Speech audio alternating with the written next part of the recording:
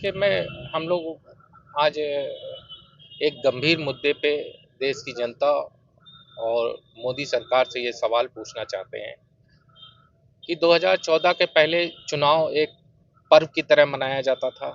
आज मोदी सरकार में बीएलओ की कब्रगाह बन गई है। 24-24 बीएलओ हमारे जो है उनकी जान चली गई। उन बीएलओ के परिवारों का क्या दोष है जिनके परिवार में एक ही व्यक्ति कमाने वाला था? उन परिवारों की जिम्मेदारी कौन लेगा?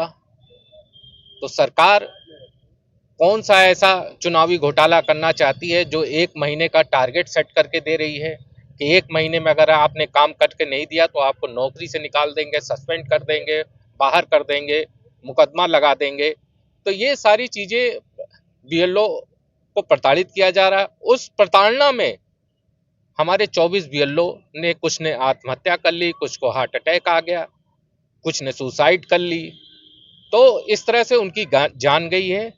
उन बीएलओ को श्रद्धांजलि देने के लिए आज आम आदमी पार्टी अयोध्या यहाँ हमारे साथी हैं।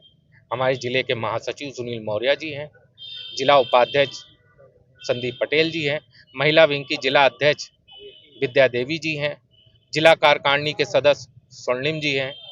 तो हम लोग आज सरकार से ये मांग करते हैं कि सरकार उन बीएलओ जिनकी जान गई है उनके परिवार को 50 लाख रुपए और परिवार को सरकारी नौकरी दी जाए।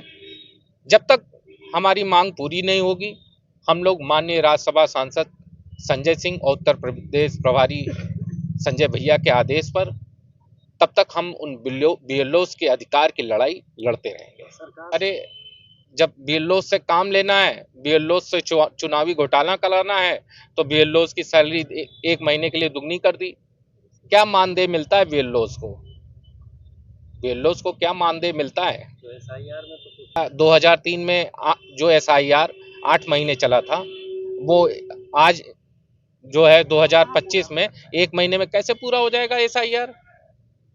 2003 की जो उन्होंने डिमांड रखी है 2003 के अनुसार अगर आपका है तो आप उसमें अंकित करिए। तो 2003 में जब एसआईआर हम लोग हुआ था, पिछला एसआईआर, उसमें 8 महीने लगे थे जो है, और आज के एसआईआर जो एक महीने का टारगेट सेट करके दिया जा रहा है, जो है काम कराया जा रहा है, जबरदस्ती काम कराया जा रहा है चुनाव आयोग द्वारा चुनावी घोटाला करने के लिए। जिस तरह से बिहार में आपने देखा, महाराष्ट्र में आपने देखा, तो वही चल रहा है। विधानसभा चुनाव 2027 में अभी तो यहाँ काफी समय भी है, समय देना चाहिए भाई। जो बीएलओ हमारे मर रहे हैं, उन बीएलओ के परिवारों की जिम्मेदारी कौन लेगा? कौन उनके परिवार के साथ खड़ा होगा? कौन उनके बच्चों की फीस जमा करेगा?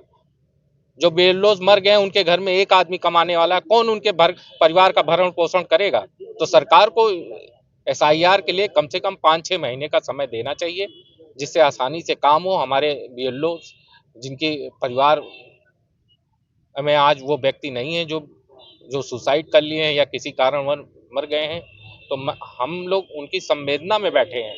हम लोग सरकार से चाहते हैं कि उनको समय दिया जाए। जो हमारे आज बीएलओ काम कर रहे हैं उनको समय दिया जाए। जिला अध्यक्ष अनिल कुमार प्रजापति, अयोध्या। जो भारतीय जनता पार्टी 2014 में जब सत्ता में नहीं आई थी, तब उसने चुनावी मंत्र दिया था अपना, मतलब चुनावी घोषणा पत्र दिया था, सबका साथ सबका विकास। तो आज क्या वैसा हो रहा है? कुछ नहीं हो रहा है। आप कल ही की घटना देखिए, राम मूर्ति यादव जी पे जिस तरह से गंभीर तरह से हमला हुआ है, ये जो है बहुत पराकाष्ठा की हद है एकदम।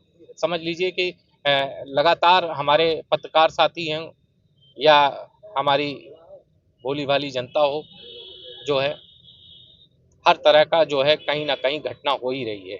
जो है सरकार का प्रशासन पे कोई नियंत्रण नहीं है। चौथा स्तंभ कहा जाता है लोगों के मुद्दे को उठाने। 14 के बाद वैसे ही ये इस सरकार में जो है पत्रकार जो पत्रकार सच्चाई दिखाता है, या तो उस पर मुकदमे लाद दिए जाते हैं, या तो उसको जो है हमला करवा दिया जाता है। तो 14 के बाद तो ये वैसे ही चल रहा है, जो सच्चाई बोलता है वो आज की डेट में जो है उस पे मुकदमे ला देंगे या तो उस पे जो है हमले कराए जाएंगे। नहीं तो सरकार की, देखिए सरकार की पॉलिसी है, सरकार जो कहे, अगर वो उसमें हम कहते हैं कि हाँ ठीक है वो, तो ठीक है, नहीं तो सरकार की तानाशाही, हिटलरशाही तो चली रही है। आज की डेट में सच्चाई बोलना एक गुनाह हो गया है। कोई गुनाह अगर सच्चाई बोलता है तो उस पर मुकदमे लदने हैं और या तो उस पर हमला होना ही है। प्राणघातक हमला हुआ है राम। देखिए उसको लेकर मैं प्रशासन से एक ही बात कहना चाहता हूँ कि प्रशासन दोषियों को सख्त सख्त जल्द से जल्द गिरफ्तार करे और उन पर गंभीर धाराओं से मुकदमा लगाए, जिससे आगे इस तरह की घटना ना हो।